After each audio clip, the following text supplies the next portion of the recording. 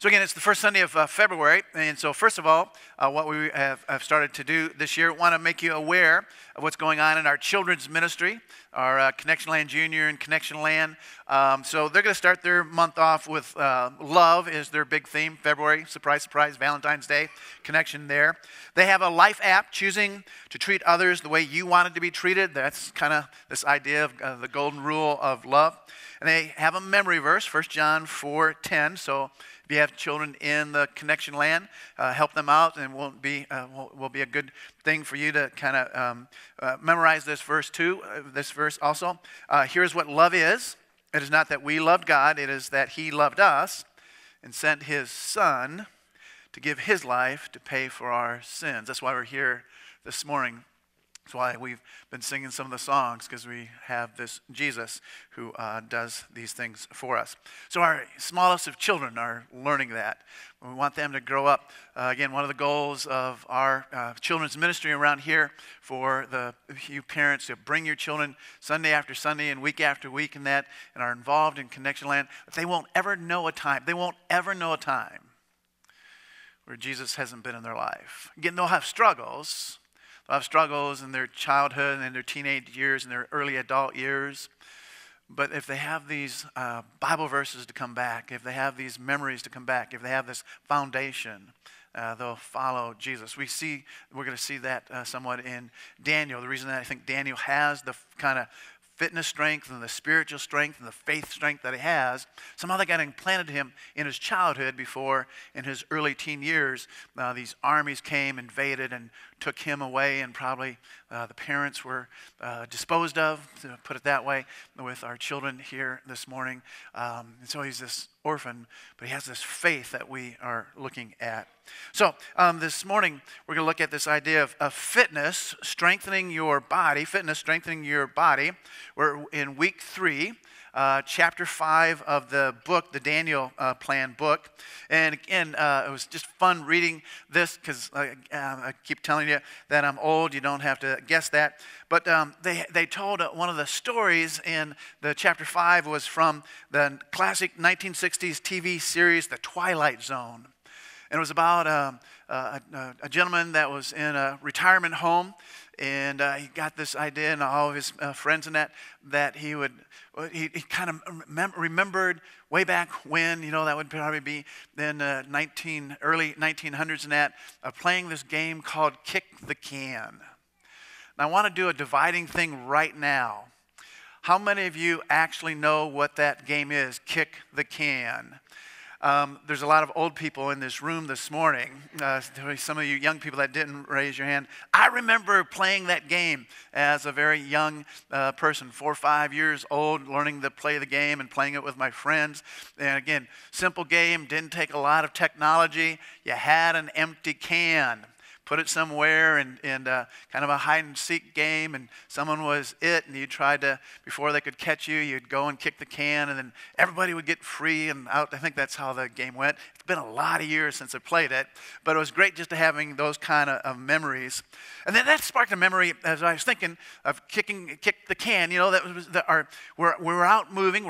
Again, there's that deal this in our day, and that everybody's got the screen, and they're doing all this in sedentary, and before the screen, it was the joystick and all the things that you could do, and thumbs and fingers, and again, not against any of that, but as we know, we want everyone to get up and move, And so that was the part of this kick the can. You end up having to move with that, and you'd play after supper, late into the evening sometimes until dark, and maybe you get called home when it got kind of too dark to play kick the can anymore. But anyway, it got me remembering when I was like in 5th, 6th grade, 7th grade, I've always kind of been a reader. I used to read the Tarzan books. And again, how many are old enough to remember Johnny Weissmuller as Tarzan?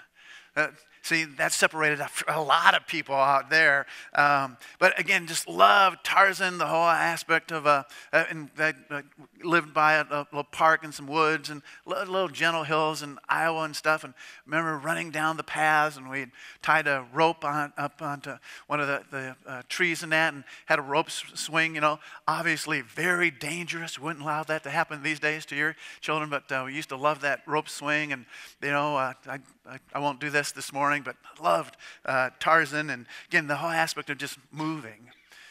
So imagine this idea of just wanting to move so that, your body that God has given to you, it works. And again, we know that some of the things that happen to us, it gets harder and harder to move. But what we want to do as much as possible these days is just this idea of fitness following, and then what are our next steps together? Again, the idea of next steps together. We're not looking to go from not doing hardly anything to let's run a marathon. But what are just some next steps together of how we can move? Love this chapter 5 in the book, and then the third week of our study guide, where it talks about this idea of Daniel Strong, and it gives us the definition. Daniel Strong, a pursuit of excellence in body, mind, and spirit for God's glory. This idea of Daniel Strong, a pursuit of excellence in body, mind, and spirit for God's glory.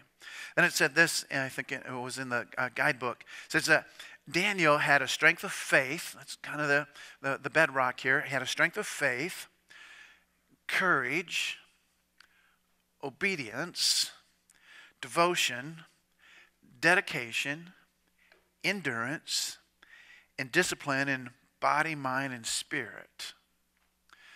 And again, that description there didn't come without all kinds of challenges. He wasn't living in our culture here in America. He was a Jewish young man living under the oppression of an empire that had conquered the country that he lived in, that his ancestors had lived in. So there was lots of oppression. So for most of us, the story of Daniel in the lion's den is pretty familiar story, crossed our culture. You can maybe you have been in church most of your life. Maybe there was a time that you weren't in church much, but maybe some of you are even here that you're kind of coming back, trying to figure out if this is a church that might, or this whole church thing might be something that would do. But probably along the way somewhere in our lives, you've heard the story of Daniel in the lion's den. I mean, there's cartoons of it, there's movies of these stories and that. But here's the thing that oftentimes I know I missed it for a lot of years because the stories in Daniel kind of happen, so there's chapter 1 that, where he eats the vegetables. We talked about that a few weeks ago. There's the story of them being in the lions, or in the fiery furnace, his 3 friends, and then this lion's den. And so they're kind of, there's only 12 chapters in Daniel, so you just kind of read. And so if it takes you, let's say, a half hour to read through the whole 12 chapters, it kind of time gets compressed. And so there's, and it happens. Daniel, in the lion's den story, he's very, very old. He might be 10 years older than I am right now, might even be 20 years older. Could actually be in his 80s. Again, he's been, the Babylonian Empire came, conquered Israel and that, brought all these people there. He's been living. He's lived through the whole reign of King Nebuchadnezzar, whatever the short reign of the son was. And then in this chapter, Darius comes and they take over the Babylonian Empire. It falls. It's one of the dreams that's happens in Daniel chapter 2. So again, he's just really, really, really old. For the whole Daniel Lions event to happen, somehow we just see that there is a character strength in Daniel. But I also want to submit to us this morning that there is a fitness strength to him. Being very, very old, again, probably being up all night long, not knowing whether he was going to die or not, and then in the morning, when that all happens and unfolds, well, there's just a character strength and a fitness strength to him. So I want to read some of the verses from Daniel chapter 6 where this story happens. So here's kind of the setup of the story. It pleased Darius, again, he's this king of the Medes and Persians, to appoint 120 satraps to rule throughout the kingdom, with 3 administrators over them all, one of whom was Daniel. So again, Daniel's very old. There was a time that he was kind of put on the shelf during King Nebuchadnezzar's son's reign. Then it says the satraps were made accountable to them so that the king might not suffer loss. So it's kind of this deal. Here's these 3 and here's all these others underneath. So they've got these direct reports to those 3. Now Daniel so distinguished himself, kind of this character strength, distinguished himself among the administrators and the satraps by his exceptional qualities that the king planned to set him over the whole kingdom. So it would be the king, Daniel, these other 2 administrators, and then these others underneath of him. So it says, at this, the administrators and the satraps tried to find grounds for charges against Daniel in his conduct of government affairs, but they were unable to do so. Again, there's this character strength to Daniel. And then it says, they could find no corruption in him because he was trustworthy and neither corrupt nor negligent. Finally, these men said, we will never find any basis for charges against this man, Daniel, unless it has something to do with the law of his God. Then over the next few verses, they go to the king and kind of say, hey, make a rule for 30 days. No one can pray to any other God entity, God figure than you. And so they basically are setting up Daniel for that. And then we read this. It says this in verse 10 of Daniel 6. Now when Daniel learned that the decree had been published, he went home to his upstairs room where the window opened toward Jerusalem. 3 times a day he got down on his knees and prayed, giving thanks to his God, just as he had done before. Under his character strength is faith strength. Faith strength. And then there's some character strength. But I want us to know that as a very old gentleman, he has fitness strength to get down on his knees 3 times a day and pray. He's done it for years, for decades. And even though he knows this edict has been published and he knows he has a faith strength. And so he prays. So we know he gets thrown into the lion's den. King Darius, as sick as he is, that he knows he kind of got trapped by all these other counselors and satraps and these administrators and that. He can't change the unbreakable law of the Medes and Persians, kind of catch that phrase in there. And so Daniel goes into the lion's den. And the king kind of suffers all night long. He talks about him not having any kind of comforts, no lotions, no food. He just kind of fasts and no entertainment and stuff. And just what's going to happen to the whole thing here if Daniel is eliminated. And he runs early the next morning as soon as it's daylight and calls out, and Daniel answers. And then we read this. Then it says, then King Darius wrote to all the peoples, nations, and men of every language throughout the land, may you prosper greatly. I issued a decree that in every part of my kingdom, people must fear and reverence the God of Daniel. For he is the living God, and he endures forever. His kingdom will not be destroyed. His dominion will never end. This is a foreign king. This is, in essence, really, in one sense, an unbelieving king, but maybe he's kind of become believing. And the wonder of who this God is and his kingdom that's still reigning here thousands of years later. He rescues and saves. He performs signs and wonders in the heavens and on the earth. He has rescued Daniel from the power of the lions. So Daniel prospered during the reign of Darius and the reign of Cyrus the Persian. So even after King Darius, there's another king that Daniel ends up serving.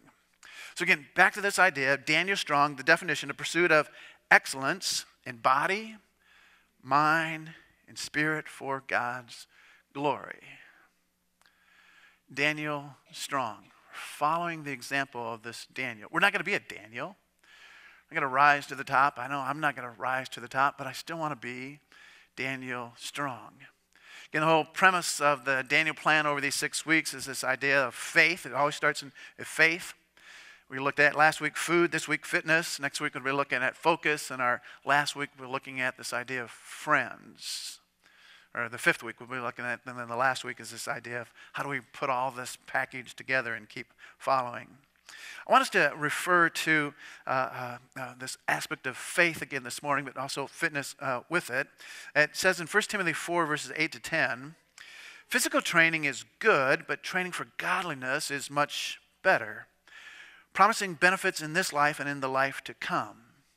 So again, as you're going to hear in a moment, I'm all about fitness and trying to keep myself fit, but yet this training in godliness is what I want us to put before us always. So it says this is a trustworthy saying, and everyone should accept it. This is why we work hard and continue to struggle, for our hope is in the living God, who is the Savior of all people, and particularly of all believers. So we're called to have a character strength. We're called to have a fitness strength. Again, we're kind of following Daniel. That's the whole idea of this Daniel plan. But yet we know that somehow Daniel is really following the example that even though he hasn't come yet, he knows something about the character of God, so that when Jesus does come, well, Jesus is the one that we want to follow. And maybe we haven't thought about it like this before either. But when we think about Jesus, he kind of has a character strength, doesn't he? That's what really attracts us to him. But also we know that Jesus, again, we probably haven't thought about this before, he has a fitness strength. There's something about Jesus, again, obviously not any kind of bodybuilder, but there's a fitness strength to him, especially when it comes to what happens leading up to the cross. How his body was just brutalized. Then how he hung on the cross. And there's this character strength, there's this faith strength, there's this fitness strength to him. As his blood runs red, so that we might be washed white. The wonder of who this Jesus is that we follow.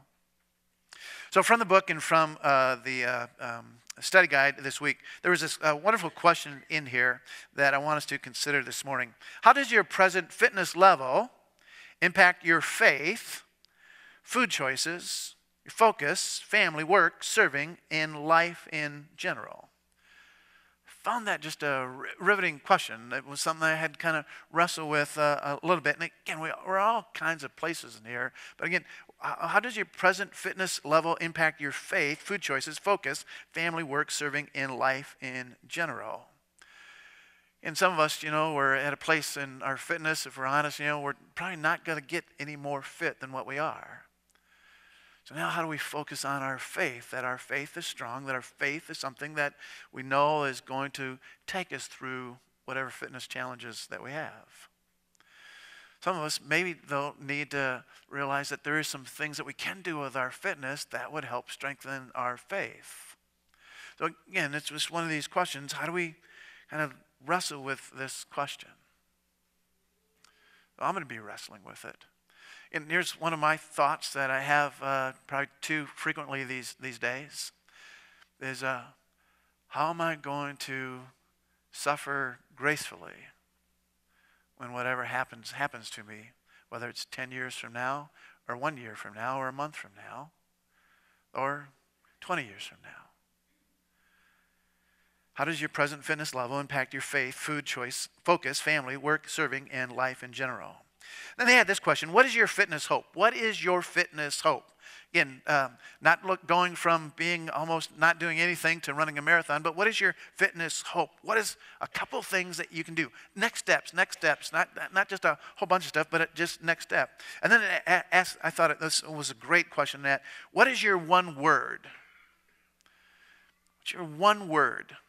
That maybe you could just focus on that and it would give you a purpose and get you to do some things that would. So when I think about, as I was thinking about my one word was just this idea of serve. And last week we looked at this idea that we're following Jesus together, serving his church together, receiving and releasing inspiration together. So when I think about part of the reason that I have done fitness things for a lot of years now is just I want to be able to serve to the best of my ability. I want to be able to serve. The other one word that it came up with is just this idea of move. Just want to move. Again, if you would watch me, if you could be that fly on the proverbial wall as I'm over at Valley Athletics. And again, Valley Athletics, they'll have a representative over here. Then Valley Athletics is just behind us here, over about a block. And then the YMCA, those facilities all around us. So there'll be representatives out there because we want you just to be able to move. If you were a fly on the wall watching me over at Valley Athletics, you would see that I move, but not real fast. I just do a little bit here. I'll do a 5-minute, treadmill, or sometimes 5 minutes on weights, 5 minutes. I've kind of got ADD, 5 minutes on a elliptical, 5 minutes on a bike, 5 minutes on some more weights, and just kind of move. But I just like to move and be able to serve Jesus. In the book, they had what they called Mix It Up, and we're just going to look at the last 3 things. There was 10 things, and we're just going to start with number 8. It talked about get a dog. And it's the idea that if you have a dog, you're much more likely to take the dog for walks, which would get you to move. And if you need a dog, I have a dog that I'd love to give away. I can't, but I'm almost joking. Number 9 was to hire a personal trainer. When I mentioned on the first week that I've got this, even though I do all this fitness, I've still got to follow this Daniel plan and do some changes in that because of overweight. And so someone kind of lined up a trainer for me over at Valley Athletics. And so I had a couple of sessions this week, and he made me move a whole lot more than I wanted to move, but I think it's going to be good. So that might be an option. And number 10 was exercise with others. And again, I don't do that much over at Valley Athletics, but it's part of why I keep going on Saturday mornings, oftentimes playing some basketball. So I want to wrap the message up. I'm almost out of time here. So a week from tomorrow, I leave for Thailand. And a part of the reason I'm looking forward to going to Thailand, haven't been there for about a year and a half, didn't go in 2016. Usually I have 2 trips a year, and sometimes January, February, and end of July, August, and that. One of the things I'll be able to do in Thailand, when I get there in the hotels we stay in and at, I always get a hotel where there's a swimming pool, and I get to swim outside for a few days while I'm there. I know you're feeling really sorry for me right now. But the reason I'm looking forward to swimming, because I have this deal of I swim and pray. I pray for a lot of fellow pastors, so many pastors that I know around our valley, some of my Lutheran pastor friends, the churches that they serve, and go through this routine, pray through all the staff and all the teachers at New Hope Christian School, pray for some missionaries, pray for our church, and that it's got this pattern of swim and pray. And again, during these months, and since I'm not, Valley Athletics doesn't have a pool, don't get to do that much, but so I'm looking forward to swimming and praying, moving and praying, faith and fitness, then again would encourage you to do something. And then the other thing I want to share is that I'm always wanting to be exercising with inspiration. So obviously when I'm swimming, I do this praying.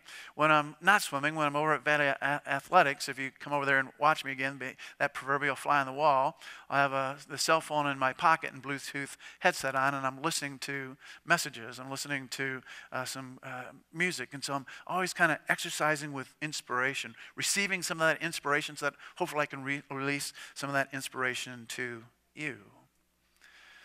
Again, all going back to this idea of Daniel Strong, a pursuit of excellence in body, mind, and spirit for God's glory. What's your next step? What's your one word?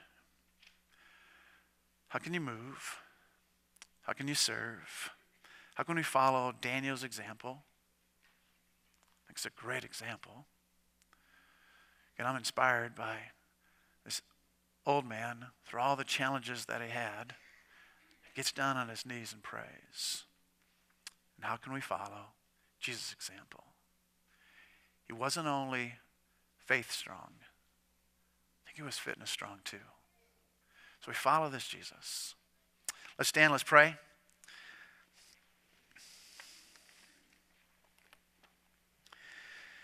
So Jesus, as we continue to be challenged by who you are and what you do for us, help us not just to follow the ways of this world, the ways of our culture, but that you would help us to truly try to keep following you. Again, there's going to be challenges that's going to come against us. We just know that. So we ask, Jesus, that you'd help us more together to follow you using this Daniel plan, follow you using some of the wisdom that is out there, some of the proving things that are out there. So Jesus, whatever it is, help us to follow you with faith, with food, with fitness, with focus, with friends. Jesus, continue to do a work in us and through us, all around us and way beyond us. We ask it, Jesus, in your name. And all agreed and said, amen.